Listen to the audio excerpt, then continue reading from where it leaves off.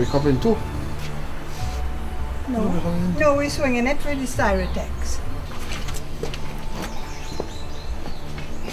What you want getting rocky? Yeah. Here the artist is like this. First of all, we have to strip the paint that is there. You can see I've started here. This side has been stripped of paint.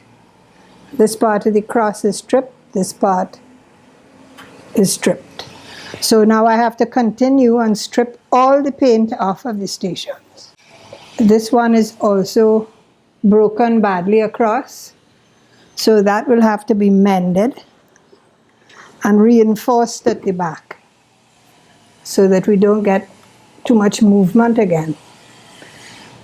Also, the backing is sort of failing because of the age of the piece. I think I could start to take it off and see how color is starting to come off. Really, it should be left a little longer, but I just want to sort of show the process. Not quite ready. You see, you can kind of see it coming off there.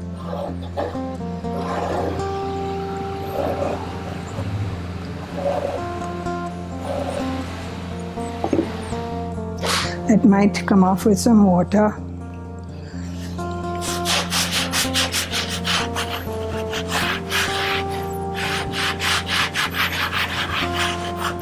Sometimes have to do it more than once, because if it's left too long, then it gets very hard like cement, and you're in real trouble then.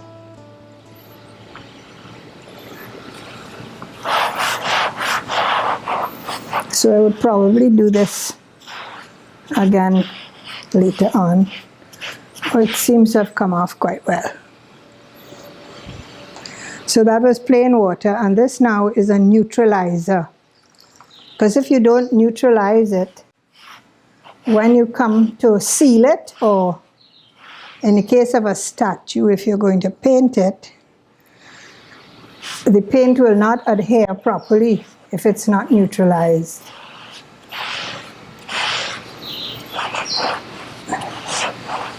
And the finished product is going to be this faux alabaster color.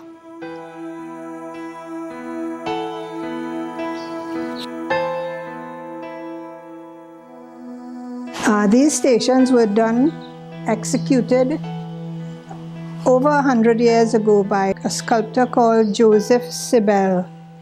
He was German, but he worked in New York, had his own studio, and he is renowned for his wonderful Stations of the Cross. He did different variations, very slightly different, but after he finished one set, he would maybe do a second one, and then he would break the molds so that each set is a bit different from the next.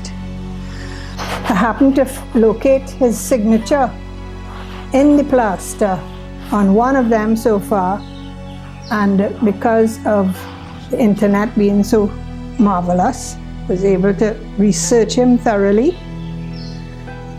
And on the site was the name of a person who has written books about him and who is in contact with us and told us that they were never meant to be painted, they were always to be natural. And they could not imagine who would have taken it upon themselves to paint the whole thing, and therefore all the stripping now has to go on. After it is properly stripped and cleaned again, until every bit of paint is off, it will be washed and neutralized and washed again, and then it will be sealed so that it is protected from the elements and dust and all of that, you know. It could easily be just dusted with a feather duster or something. We have to design a frame, have it built, have them put up, and then hopefully they will stay for another 200 years.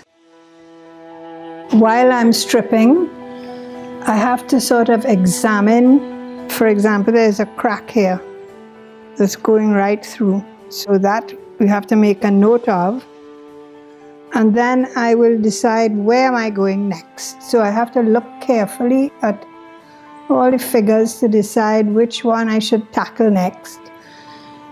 And in so doing, you get a sense of what is really going on here.